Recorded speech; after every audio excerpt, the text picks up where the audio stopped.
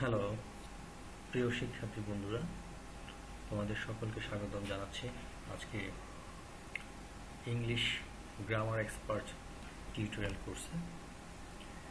এই কোর্সটি একটি নতুন ক্যাটাগরিতে সাজানো হয়েছে। এই কোর্সটি সম্পূর্ণ হবে 30 দিনে, 30টি ভিডিওর মধ্য দিয়ে 30টি ক্লাস হবে। আর যারা এই কোর্সটি করতে চাচ্ছ তারা অবশ্যই সর্বপ্রথমে আমাদের চ্যানেলটিকে সাবস্ক্রাইব করে রাখবে, যাতে পরবর্তী ক্লাসের নোটিফিকেশনটি তুমি অটোমেটিকলি পেয়ে যাও। আর এই কোর্সটি করার জন্য কোনো রকম টাকা পয়সা দিতে হবে না। এই কোর্সটি সম্পূর্ণ ফ্রি। সমস্ত বাংলাদেশের শিক্ষার্থীদের জন্য এই কোর্সটি আমি ফ্রিতে করাচ্ছি। এবং আমরা যারা এসএসসি, এইচএসসি, জিএসসি পরীক্ষার্থী রয়েছি, তারা যেন পরীক্ষায় ভালো ফলাফল করতে পারি, সেই উদ্দেশ্যে এই কোর্সটি চালু করা। আর এই কোর্সটি যারা সম্পূর্ণ করবে তাদের কোনো দিন আর কখনো গ্রামার নিয়ে চিন্তা করতে হবে না। সে যে কোনো ক্লাসের স্টুডেন্ট হোক, এসএসসি, জিএসসি অথবা এইচএসসি, সে যে কোনো ক্লাসের স্টুডেন্ট হলেও কোনো সমস্যা নেই। এমনকি যারা ইউনিভার্সিটিতে পড়াশোনা করে তাদের জন্য যথেষ্ট কার্যকরী হবে এই কোর্সটি। সুতরাং আমি আশা করব বাংলাদেশের সকল শিক্ষার্থীদের কাছ থেকে যে তারা যেন এই কোর্সটি সম্পূর্ণ করে।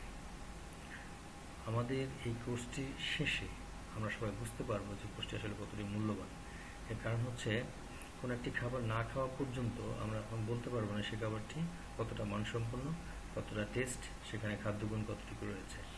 ঠিক তেমনি আমাদের এই কোর্সটি যারা করবে তারাই কেবল বুঝতে পারবে যে এই কোর্সটি কতটুকু মূল্যবান, কতটুকু প্রয়োজন সকলের শিক্ষা জীবনের জন্য। এবং আমি আরও একটি বিষয় সংযোগ করতে চাই, যারা এই কোর্সটি সম্পূর্ণ করবে তারা শুধু ইংরেজি গ্রামারে এক্সপার্টই হবে না, তারা বরং ইংরেজি গ্রামারের শিক্ষক হয়ে যাবে। এই কোর্স করার শেষেই তোমরা যে কোনো ক্লাসের স্টুডেন্টকে গ্রামার শেখানোর ক্ষমতা রাখবে। তোমরা চাইলে স্টুডেন্ট পড়াতেও পারবে। তবে আর কথা না বাড়িয়ে আমরা কোর্সটি শুরু করি। আজকের প্রথম ক্লাস। এই প্রথম ক্লাসে সবাইকে স্বাগত জানিয়ে আমি আমার কোর্স পরিচালনা করতে যাচ্ছি। প্রথমে আমরা শিখব টেন্স। প্রশ্ন হতে পারে আমরা গ্রামার শুরুতে কেন টেন্স শিখব? এর মূল কারণ হচ্ছে টেন্স হচ্ছে যে কোনো ভাষার প্রাণ। টেন্স ছাড়া কোনো ভাষাই প্রাঞ্জল হতে পারবে না। কোনো একটি ভাষা যদি আমরা সঠিকভাবে শিখতে চাই তাহলে সর্বপ্রথমে আমাদেরকে শিখতে হবে সেই ভাষার টেন্স। এখন প্রশ্ন হতে পারে আমরা তো বাংলা ভাষা শিখেছি, সেখানে তো আমরা টেন্স শিখিনি। হ্যাঁ, এর মূল কারণ হচ্ছে ভাষা শেখার দুটি পদ্ধতি চালু রয়েছে। একটি পদ্ধতি হচ্ছে অ্যাকিউজিশন বা অর্জন, আর অপরটি হচ্ছে লার্নিং। মাতৃভাষা কখনো লার্নিং করা হয় না, মাতৃভাষা হচ্ছে অর্জন করা হয়। কোনো একটি ভাষা না জেনে, নিয়ম কানুন না জেনে সরাসরি ওই ভাষাটিকে অর্জন করার নাম হচ্ছে অ্যাকিউজিশন। আর অপরদিকে কোনো একটি ভাষা নিয়ম কানুন সব কিছু জেনে শেখার নাম হচ্ছে লার্নিং। মাতৃভাষা কখনোই লার্নিং করা হয় না, এটা অর্জন করা হয়। বিদেশি ভাষাগুলো সবসময় লার্নিং করতে হয়, কারণ আমরা সবসময় বিদেশি ভাষায় কথা বলি না, আমরা সবসময় মাতৃভাষায় কথা বলি, যার ফলে বিদেশি ভাষার চর্চাটা যথাযথভাবে আমাদের হয় না। ফলে এই ভাষাটাকে আমাদের লার্নিং করতে হয়। অপরদিকে বাংলা ভাষা বা মাতৃভাষা হচ্ছে আমাদের নিয়মিত দৈনন্দিন সকল কর্মকাণ্ড পরিচালনা করার ভাষা। এই ভাষায় আমরা সকল কর্মকাণ্ড সম্পন্ন করে থাকি। ফলে সার্বক্ষণিক এই ভাষাটি ব্যবহার করতে করতে আমাদের ভুল ত্রুটিগুলো ধীরে ধীরে সম্পন্ন হয়ে যায়। একসময় ছোটবেলাতে আমরা যে সকল ভুল করতাম, এখন কিন্তু আমরা সেই ভুলগুলো করি না। এর মূল কারণ হচ্ছে নিয়মিত ব্যবহারের কারণে ছোটোখাটো যে ভুলগুলো আমরা শিখি ছোটোবেলায়, সেগুলো আস্তে আস্তে আমরা সংশোধন করে নিই বিভিন্ন মাধ্যমে। টেলিভিশনে নাটক দেখার মাধ্যমে হতে পারে, কোনো সেমিনারে বক্তব্য শোনার মাধ্যমে হতে পারে, বই পত্র পত্রিকা পড়ার মাধ্যমে হতে পারে। বিভিন্নভাবে এই ভাষাটি আমরা সংশোধন করে নিই। অপরদিকে ইংরেজি ভাষার ক্ষেত্রে আমরা নিয়মিত বই পত্র পত্রিকা পড়ি না, টেলিভিশনের ইংরেজি নিউজ দেখি না, ইভেন ইংরেজি নাটক সিনেমা এগুলো আমরা দেখি না, এমনকি কোনো ইংরেজি লোকের সাথেও আমরা প্রতিনিয়ত কথা বলি না। ফলে এই ভাষাটি আমাদেরকে শিখতে হয়, অর্জন করা সম্ভব হয় না। অর্জন করার শর্তে হচ্ছে নিয়মিত প্রতিক্ষণে ভাষাটি ব্যবহারের মাধ্যমে শেখা। আর শেখার শর্ত হচ্ছে এই ভাষাটির গ্রামাটিক্যাল যত ধরনের নিয়ম, যত ধরনের শর্ত রয়েছে সবগুলো শিখে ভাষাটিকে শেখা। তো যাই হোক, আমরা বিস্তারিত আমরা পরে আর আলোচনা করব। আজকে আমরা প্রথম ক্লাস যেহেতু শুরু করছি, সেহেতু আমরা একটু এটাকে ইন্টারেস্টিং করার চেষ্টা করব। আমরা টেন্সটাকে আমরা অ্যাকচুয়ালি 12 ভাগে ভাগ করেছি। এই 12টি ভাগ আসলে কিভাবে হয়েছে সেগুলো আমরা একটু বুঝব। প্রথমত আমাদেরকে জানতে হবে যে আসলে টেন্স মানে কি। আসলে টেন্স মানে হচ্ছে ক্রিয়া সম্পন্ন হওয়ার যে টাইম বা কাল, সেটা হচ্ছে টেন্স। তার মানে টেন্স হচ্ছে একটা নির্দিষ্ট সময়। কোন নির্দিষ্ট সময়? একটি ক্রিয়া সম্পন্ন হওয়ার নির্দিষ্ট সময়, সেটা হচ্ছে টেন্স। টেন্সের বাংলা যদি আমরা ডিকশনারি থেকে দেখতে যাই, সেখানে দেখব টেন্সের অর্থ দেওয়া রয়েছে কাল। আবার টাইমের অর্থ কিন্তু কাল। আবার সিজন, ঋতু, সেটাও কিন্তু আসলে কাল। যেমন আমরা বলে থাকি শরৎকাল, শীতকাল, গ্রীষ্মকাল, তাই না? তাহলে কালের কিন্তু আসলে অনেকগুলো শব্দ রয়েছে। তাহলে প্রশ্ন হচ্ছে টেন্স আসলে কোন ধরনের কাল? তাহলে টেন্স হচ্ছে একটি ক্রিয়া সম্পন্ন হওয়ার যে সময় রয়েছে, যে সময়টুকু লাগে, সেই সময়টাকে আমরা বলবো টেন্স। এই টেন্সকে শেখার সুবিধার্থে আমরা একটু ধরে নেব যেটা প্রেজেন্ট টেন্স বা বর্তমান টেন্স, যেটা সেটা ধরে নেব টুডে, মানে আজকে। আর যেটি পাস্ট টেন্স সেটা আমরা ধরে নেব গতকাল। আর যেটা ফিউচার টেন্স সেটাকে আমরা ধরে নেব আগামীকাল। তাহলে এই টেন্সের যে 3টি পার্ট রয়েছে, যেটা প্রেজেন্ট, পাস্ট, ফিউচার, এই সময়ের 3টি ভাগ আমরা এভাবে করে নেব শেখার সুবিধার্থে। তাহলে আমাদের শেখাটা খুব সহজ হবে এবং দীর্ঘদিন আমরা মনে রাখতে পারব। তারপরে রয়েছে 4টি অংশ, সেগুলো হচ্ছে কাজ। এই যে কাজ আমরা বললাম, যে কাজ বা ক্রিয়া সম্পূর্ণ হওয়ার যে সময়, সেটা তো টেন্স। ভালো কথা। তাহলে এখানে কাজেরও কিছু ব্যাখ্যা রয়েছে। এখানে কাজ হচ্ছে 4 ধরনের। একটি কাজ হচ্ছে ইনডেফিনিট।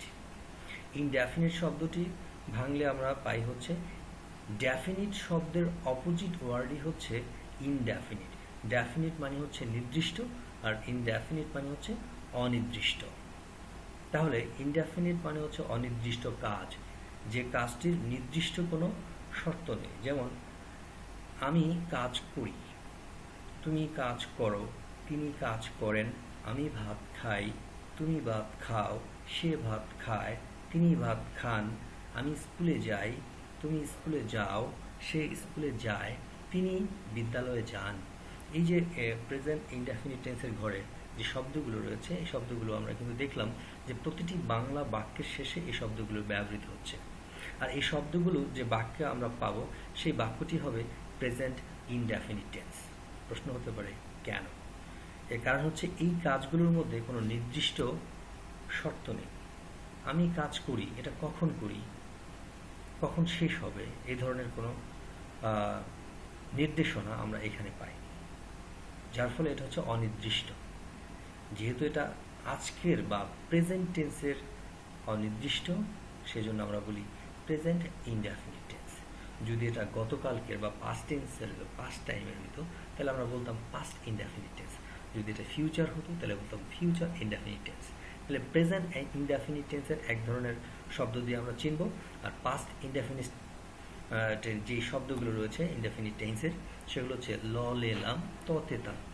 সে কাজটি করলো, তুমি কাজটি করলে, আমি কাজটি করলাম, সে কাজটি করতো, তুমি কাজটি করতে, আমি কাজটি করতাম। তার মানে এগুলো সবই হচ্ছে পাস্ট ইনডেফিনিট টেন্স। তাহলে এই শব্দগুলো যে বাক্যের শেষে পাবো বাংলা বাক্যের, সেই বাক্যগুলিকে বলবো আমরা past indefinite tense. Future indefinite tense কি? এখানে রয়েছে ব, বে, বা, ইব, ইবা, ইবে, ইবন।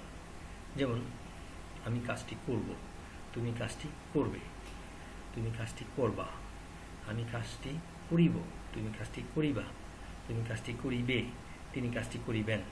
এরকম শব্দ, অর্থাৎ বাক্যের শেষে এই শব্দগুলো পেলে আমরা বলবো সেই টেন্সগুলো হচ্ছে ফিউচার ইনডেফিনিট টেন্স।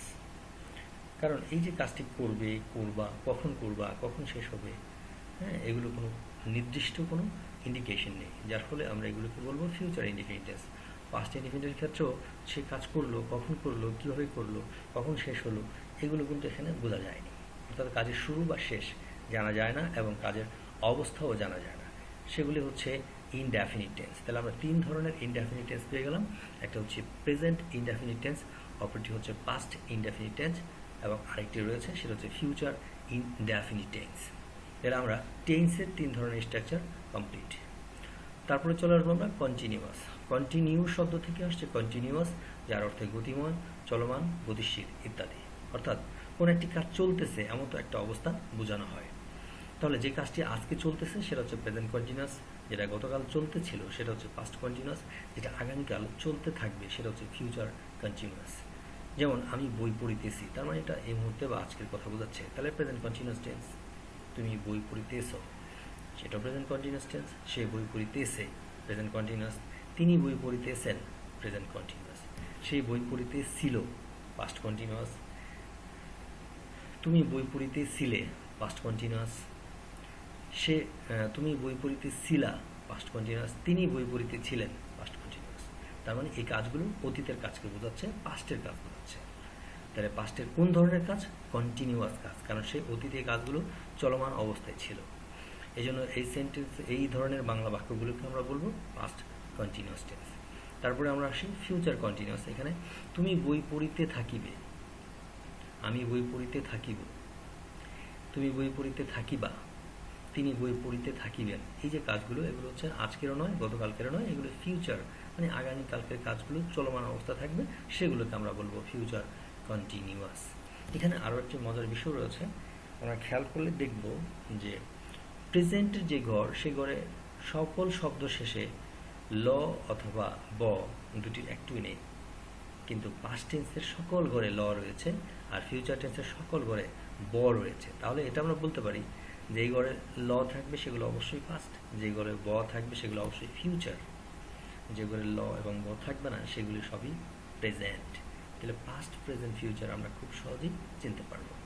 আচ্ছা, কথা না বলি আমরা এবার পাস্ট পারফেক্ট টেন্সগুলোতে চলে যাই। পারফেক্ট শব্দের অর্থ হচ্ছে সম্পূর্ণ। সম্পূর্ণ মানে হচ্ছে শেষ বা ফিনিশড। তাহলে যে কাজগুলো অলরেডি ফিনিশড হয়ে গেছে বা সম্পূর্ণ হয়ে গেছে সেগুলি হচ্ছে পারফেক্ট টেন্স। সেই কাজগুলো যদি আজকে সম্পন্ন হয়ে থাকে তাহলে প্রেজেন্ট পারফেক্ট, সেগুলো যদি গতকাল সম্পন্ন হয়ে থাকে তাহলে পাস্ট পারফেক্ট, আর সেগুলো যদি আগামীকাল সম্পন্ন হয়ে থাকবে সেগুলো হচ্ছে ফিউচার কন্টিনিউয়াস। আমি বই পড়িয়াছি, তার মানে বই পড়া শেষ, that is the present perfect tense. আমি বই পড়িয়াছিলাম, সেটা মানে গতকাল বা অতীতে শেষ করেছিলাম, সেটা হচ্ছে পাস্ট পারফেক্ট টেন্স। আমি বই পড়িয়া থাকিব, মানে ভবিষ্যতে আমি কাজ শেষ করে থাকবো, তার মানে হচ্ছে ফিউচার পারফেক্ট টেন্স। তারপরে চলে আসি আমরা পারফেক্ট কন্টিনিউয়াস। এখানে দুটি শব্দ রয়েছে, একটি পারফেক্ট, অপরটি হচ্ছে কন্টিনিউয়াস। তার মানে পারফেক্ট হচ্ছে সম্পূর্ণ আর কন্টিনিউয়াস মানে হচ্ছে গতিশীল বা চলমান। তাহলে যে কাজগুলো সম্পন্ন হয়েছে কিন্তু তারপরেও চলতে আছে সেগুলো হচ্ছে পারফেক্ট কন্টিনিউয়াস।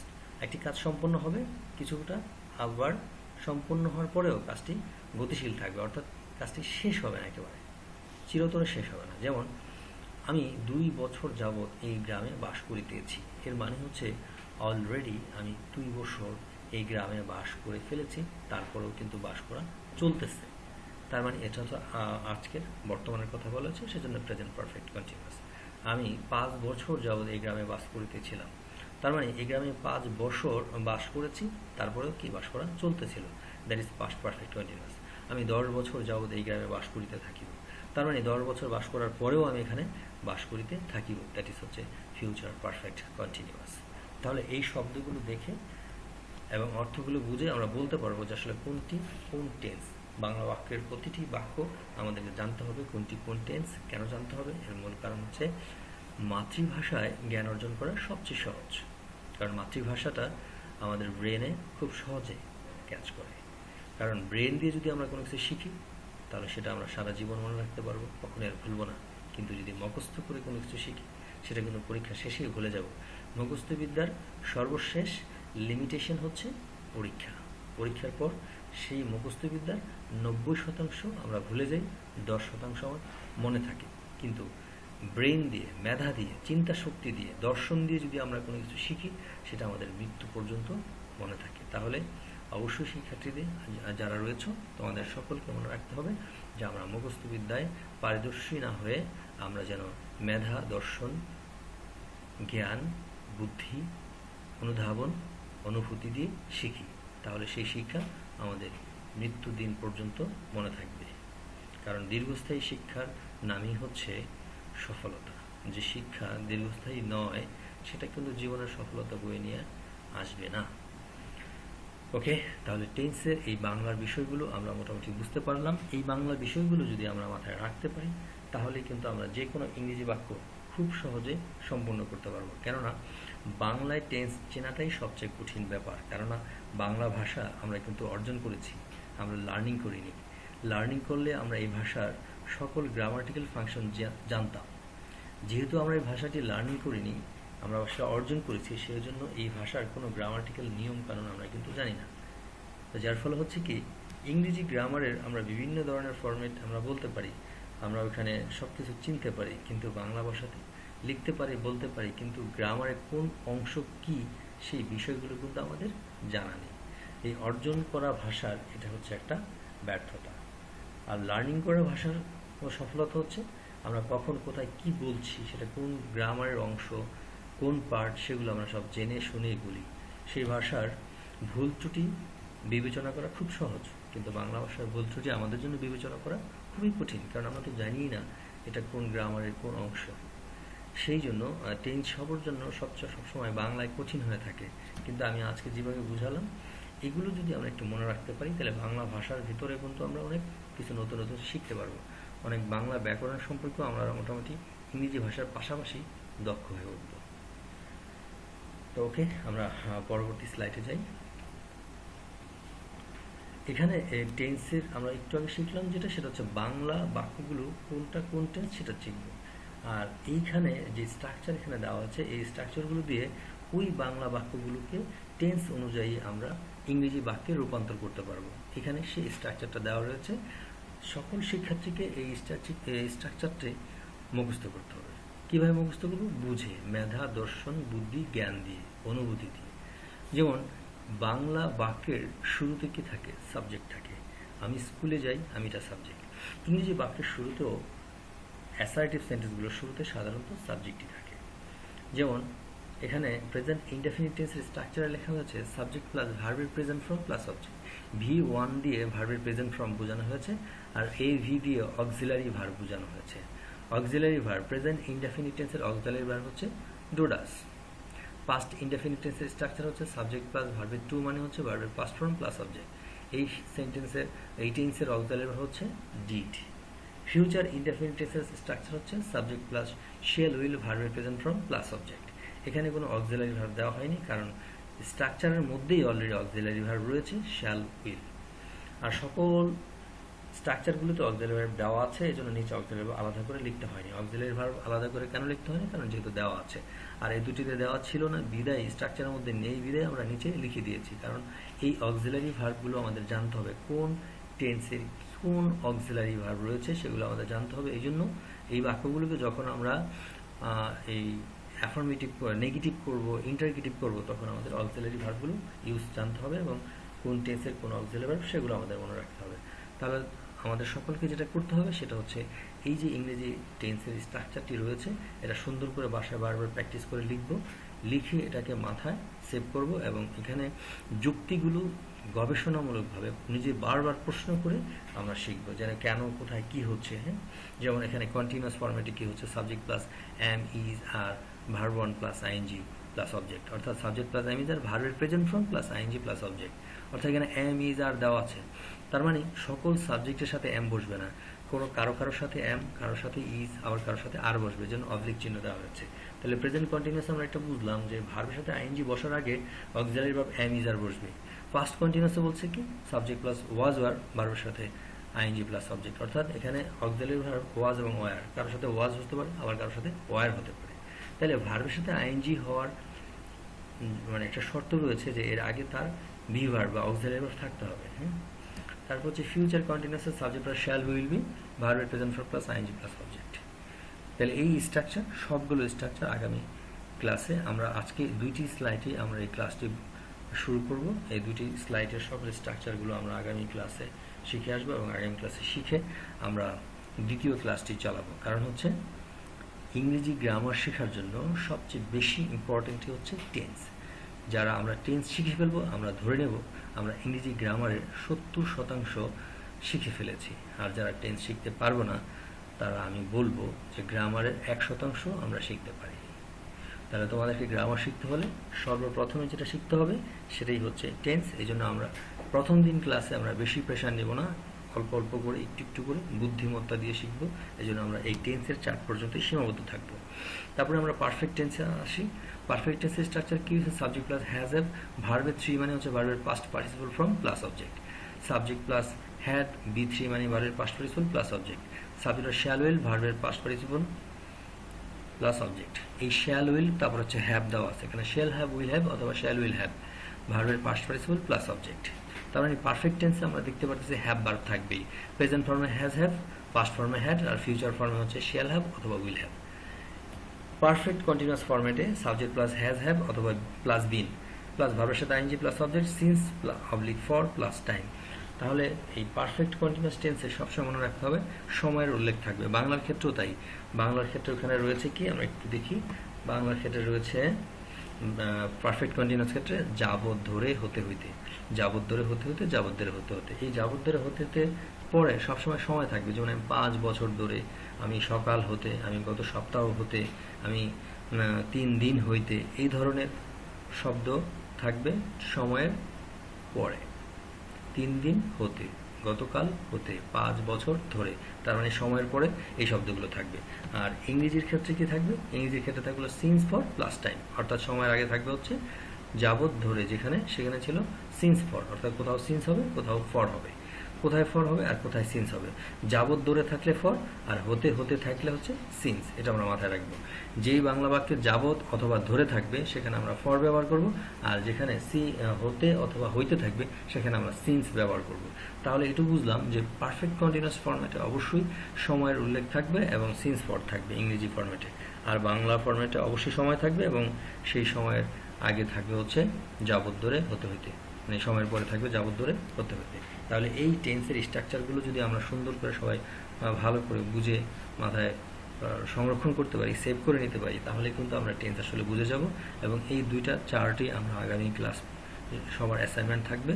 এবং যারা কোথাও শিখতে যেয়ে কোনো প্রবলেম যদি আমরা সম্মুখীন হই, তাহলে আমাদের ইনবক্সে কমেন্ট করতে পারো। এরপর হচ্ছে এখানে আমার চ্যানেলের মধ্যে ইমেল অ্যাড্রেস রয়েছে, সেখানে মেইল করতে পারো। ওখানে ফোন নাম্বার দেওয়া আছে, চাইলে ফোনে কন্ট্যাক্ট করে সরাসরি তোমাদের সমস্যাগুলো সমাধান করতে পারবে।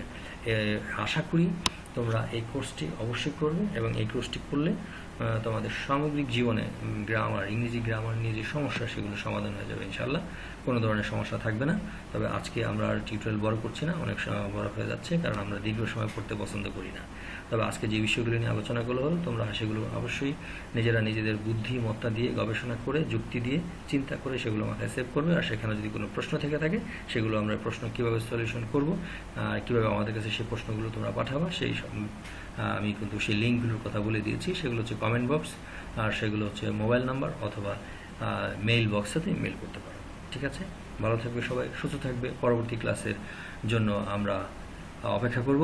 অবশ্যই নোটিফিকেশন চলে আসবে যদি চ্যানেলটি সাবস্ক্রাইব করে থাকো। হ্যাঁ, ভালো থাকবে সবাই, আল্লাহ হাফেজ।